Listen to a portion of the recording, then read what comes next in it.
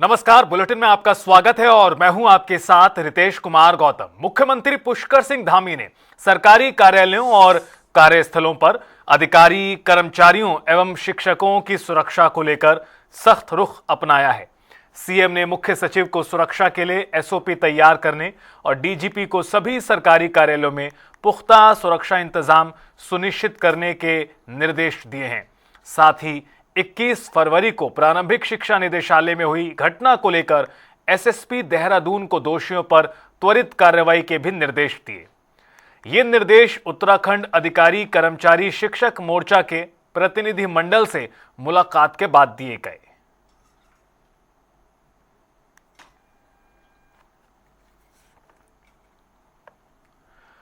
देहरादून में प्रारंभिक शिक्षा निदेशालय प्रकरण को लेकर सियासी बयानबाजी तेज है।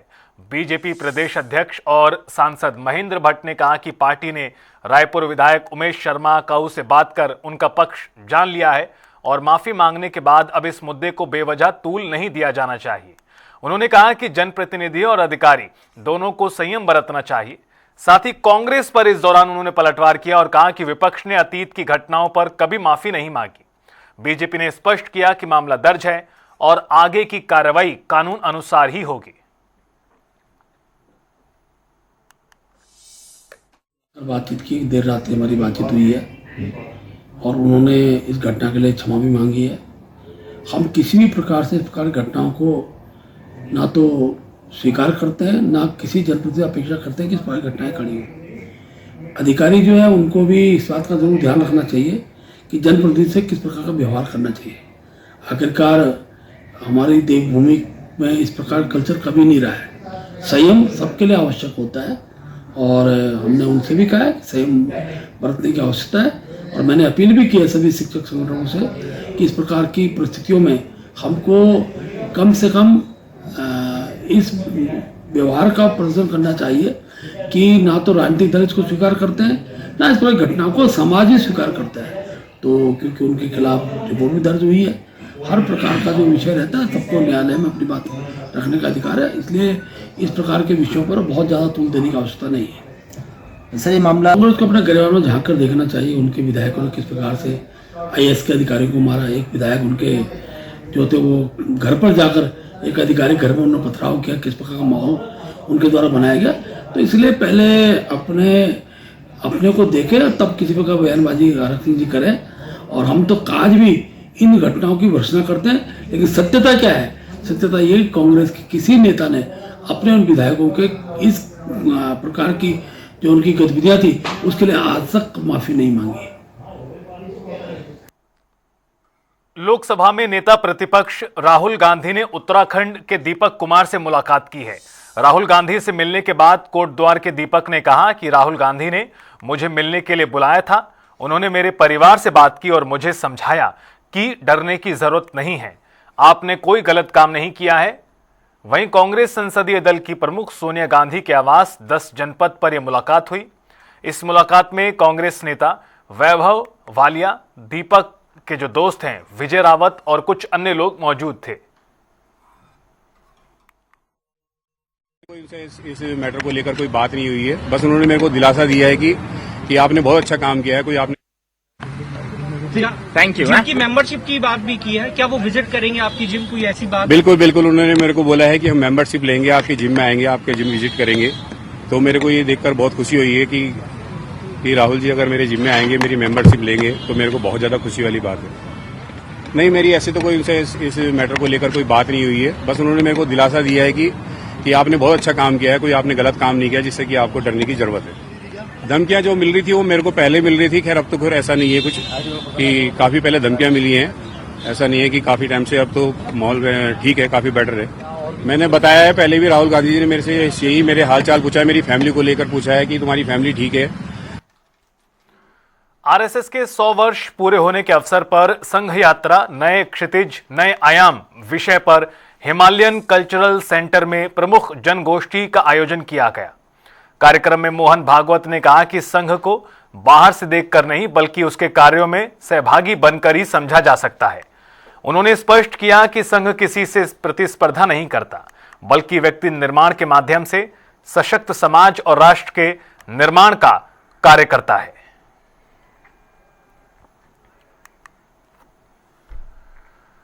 मुख्यमंत्री के निर्देश पर हरिद्वार में जन समस्याओं के त्वरित समाधान के लिए जिला प्रशासन ने जन सुनवाई कार्यक्रम किया। जिलाधिकारी की अध्यक्षता में आयोजित कार्यक्रम में बड़ी संख्या में फरियादी पहुंचे। 78 शिकायतें दर्ज की गई। डीएम ने बताया कि पेयजल, अतिक्रमण, राशन सहित विभिन्न मुद्दों पर शिकायतें सामने आई हैं, जिनका मौके पर ही निस्तारा किया गया। वहीं निरीक्षण योग्य मामलों में टीमों को तत्काल भेजा गया।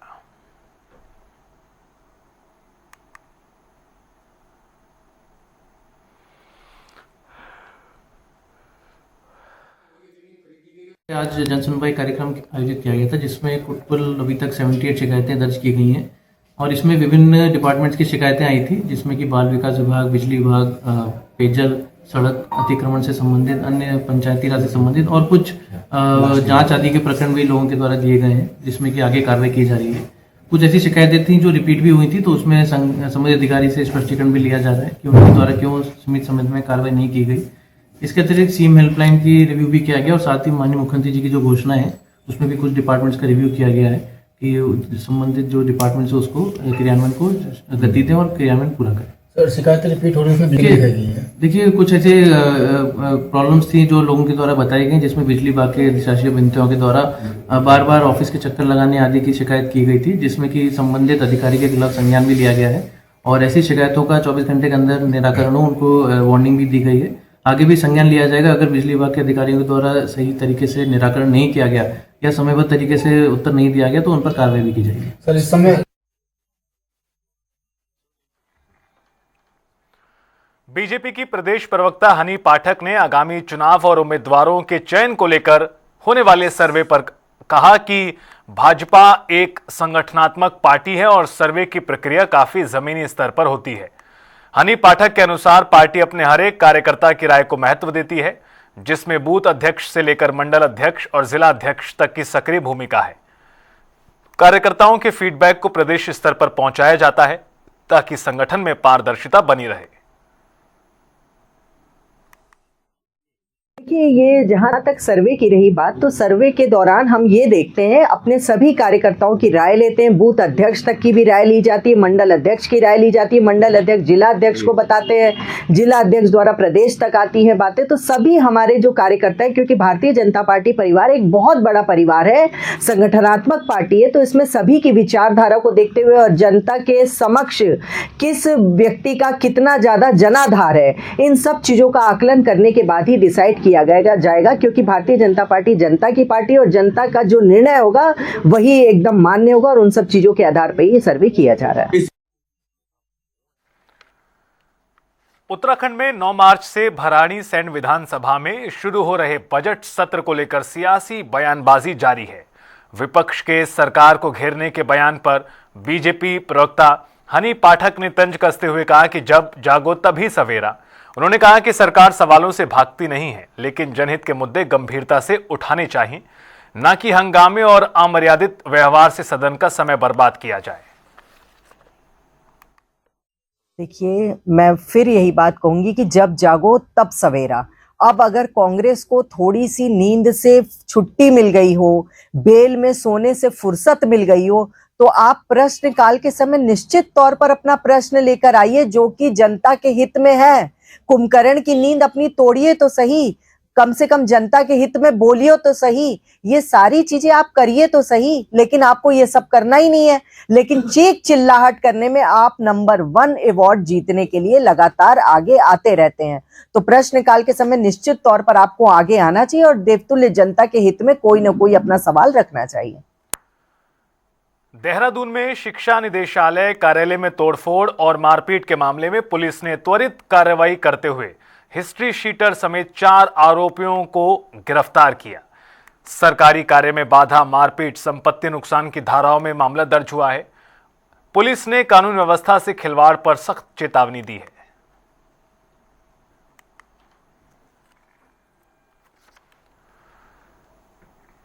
तो वहीं उधम सिंह नगर में नए एसएसपी के चार्ज संभालते ही पुलिस ने ऑपरेशन क्लीन शुरू कर दिया है।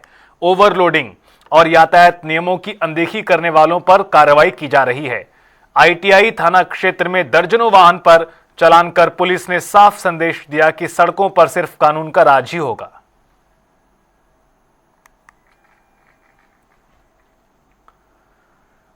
हरिद्वार के ज्वालापुर से लापता 3 नाबालिग लड़कों को पुलिस ने त्वरित कार्रवाई करते हुए सकुशल बरामद कर लिया है। परिजनों ने पुलिस का आभार जताया, तो वहीं नवनियुक्त एसएसपी नवनीत सिंह ने आगामी कुंभ और कांवड़ मेले को लेकर सुरक्षा और कानून व्यवस्था को प्राथमिकता बताया। नवनीत सिंह बुलर हमारे साथ बातचीत करने के लिए मौजूद हैं। सर, कार्यभार आपने संभाला है, कितनी बड़ी चुनौती रहने वाली है?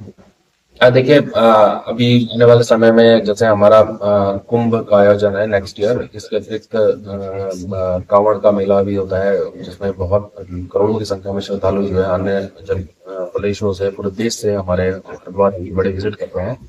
तो उसको अच्छे से कराना, सकुशल कराना, तीर्थयात्रियों को सपोर्ट करना, असिस्ट करना और जनपद में कानून व्यवस्था, अपराध नियंत्रण, नशे के खिलाफ कार्रवाई करना, महिलाओं को सुरक्षा देना, बच्चों को सुरक्षा देना, ये प्राथमिकता है। इसमें हम एज ए टीम काम करेंगे और ऑलरेडी जनपद में अच्छा काम हो रहा था, उसको और बढ़ाएंगे। सर, आपके आने के बाद अब तक तकरीबन 2-3 खुलासे बड़े हो चुके हैं और आज भी सर इस तरीके से पेरेंट्स से उन बच्चों को आपने मिलवाया है, कितनी बड़ी सर टीम के लिए चुनौती थी? और साथ ही सर कैसे सर आगामी जो दौर है, कुंभ भी है और सब विधानसभा चुनाव भी है, उसके लिए देखिए, इसमें जो पीछे कुछ सफलताएं मिली है, इसमें पुलिस मुख्यालय स्तर से एक व्यापक सत्यापन अभियान चलाया जा रहा है, तो उसी संबंध में जनपद में भी चलाया जा रहा है थानावार टीमें बना के।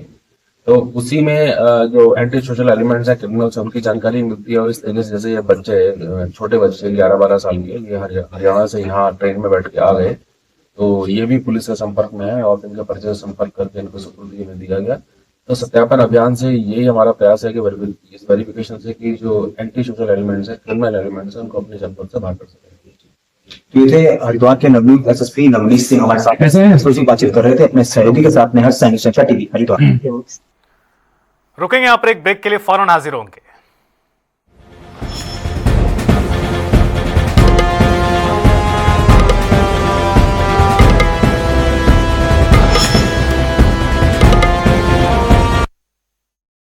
अगर आपके चेहरे पर कोई दाग धब्बे ना हो तो आपको महसूस होता है फर्क आत्मविश्वास का, आपकी जीत और ग्लोरी का। ग्लो से ग्लोरी तक की इस यात्रा के लिए पतंजलि लाया है फेस वॉश की रेंज, जिसमें है हनी, नीम, आमंड, केसर, तुलसी, चंदन, एलोवेरा आदि के गुण। पतंजलि फेस वॉश बढ़ाए आपका आत्मविश्वास।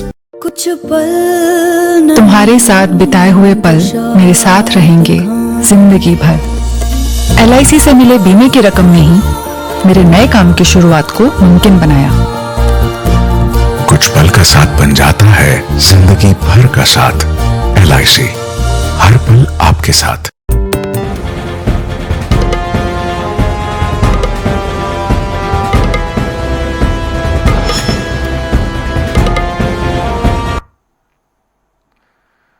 मुख्यमंत्री पुष्कर सिंह धामी के निर्देश पर हरिद्वार में अतिक्रमण के खिलाफ प्रशासन ने बड़ी कार्रवाई की।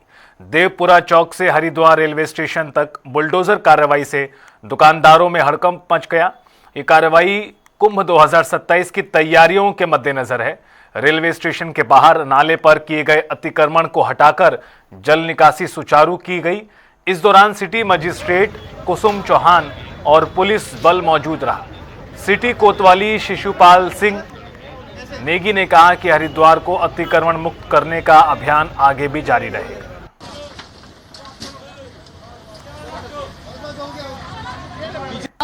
ये जिलाधिकारी महोदय के निर्देश में हमारे जितने भी शहर के फुटपाथ हैं उनको खाली करवाया जा रहा है।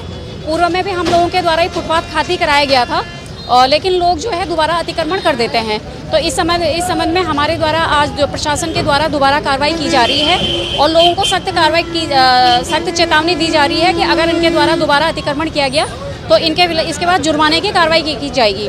और इसके अलावा पुलिस को और नगर निगम को सख्त रूप से हिदायत दे दी गई है कि दोबारा जिन जगहों से अतिक्रमण हटाया जा रहा है उन जगहों पर दोबारा अतिक्रमण ना हो। मैडम, कुंभ मेला क्षेत्र में और भी कई इस तरह की जगह हैं, क्या वहाँ पर भी इस तरह? इसमें पूरा सब जगह जहाँ भी अतिक्रमण होगा हर जगह से अतिक्रमण हटाया जाएगा। सिटी मजिस्ट्रेट मैडम और नगर निगम पुलिस हम लोगों द्वारा जो है ये अतिक्रमण जो फुटपाथ पे किया गया था, ये रेलवे स्टेशन देवपुरा चौक से आगे रेलवे स्टेशन तक पूरा हटाया गया है और हटाया भी जा रहा है। अब आगामी मेले, ठेलों और यात्रा सीजन और कुंभ के मद्देनज़र ये जो अतिक्रमण है सबको प्रतिदिन ये कार्रवाई की जाएगी और अतिक्रमण मुक्त किया जाएगा हरिद्वार को। हरिद्वार कलेक्ट्रेट परिसर में यादव समाज ने यादव जी की लव स्टोरी फिल्म के खिलाफ जोरदार प्रदर्शन किया। समाज के लोगों ने डीएम को ज्ञापन सौंपकर फिल्म पर प्रतिबंध और संबंधित लोगों पर एफआईआर की मांग की। चेतावनी दी गई कि कार्रवाई नहीं हुई तो आंदोलन को तेज किया जाएगा।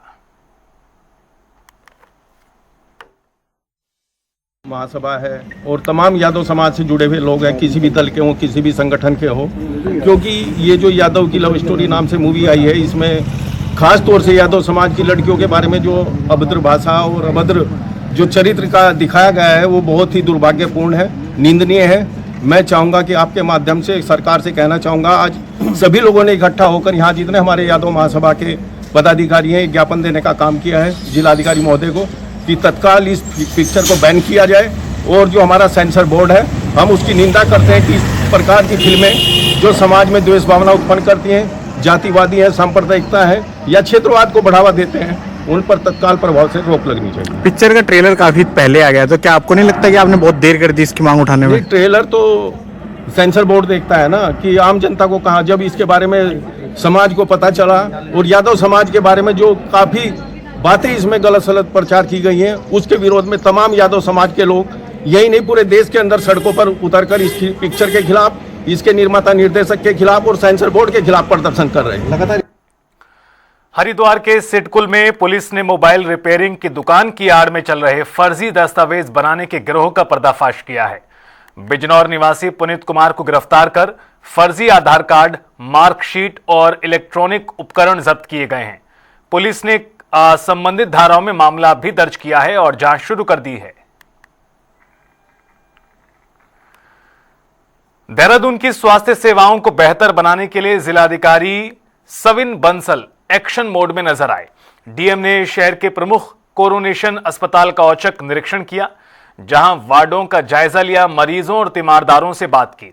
उन्होंने इलाज में लापरवाही पर सख्ती के निर्देश दिए और निर्माणाधीन ब्लड बैंक का निरीक्षण कर कार्य जल्द गुणवत्ता के साथ पूरा करने को कहा है। संचालित हुई है। इसी तरह से यहाँ पे हमारे तीमारदार आते हैं, बहुत सारे ओपीडी में आते हैं लोग, तो उनके लिए उचित रिफ्रेशमेंट की, खाने की व्यवस्था नहीं थी। तो जो हमारी महिलाओं द्वारा रन हिलांस की टीम है हमारे स्वयं सहायता समूह द्वारा, वो समुचित वे में हमारे पहाड़ के जो मिलेट्स हैं, मिलेट्स बेस्ड प्रोडक्ट्स से उनको सुशोभित कर रही हैं। इसके पश्चात अभी इसमें हमारे हॉस्पिटल में वेयर हाउस की कमी थी, जो हमारा फायर हाइड्रेंट सिस्टम्स हैं, पंपिंग स्टेशन है, जो मॉर्चरी है, उसमें भी काफ़ी चेंजेस अभी प्रस्तावित किए गए हैं, जिनका काम गतिमान है। तो ऐसे ऐसे जैसे जैसे इवॉल्व करती हैं चीज़ें, वैसे वैसे इंटरवेंशंस किए जाएंगे। एक जो आंचल दूध फैक्ट्री के स्थानांतरण को लेकर चल रहे विवाद के बीच सकारात्मक पहल सामने आई।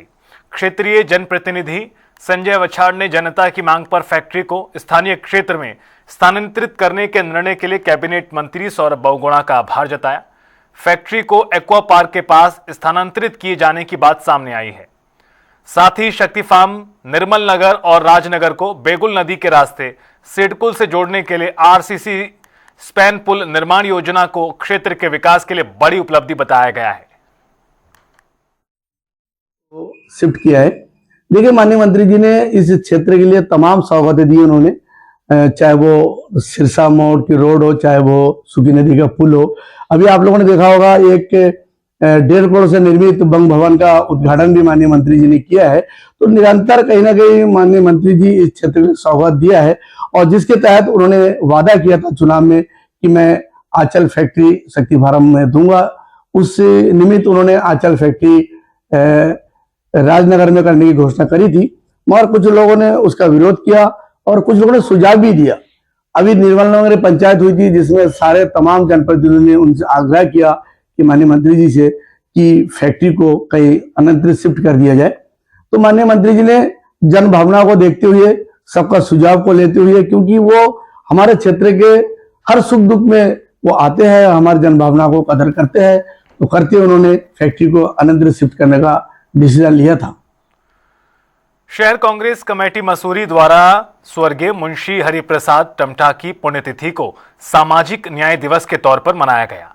कांग्रेस भवन में आयोजित श्रद्धांजलि सभा में शहर अध्यक्ष अमित गुप्ता और पूर्व विधायक जोत सिंह गुनसोला ने सामाजिक समानता और संवैधानिक मूल्यों की रक्षा का संकल्प लिया।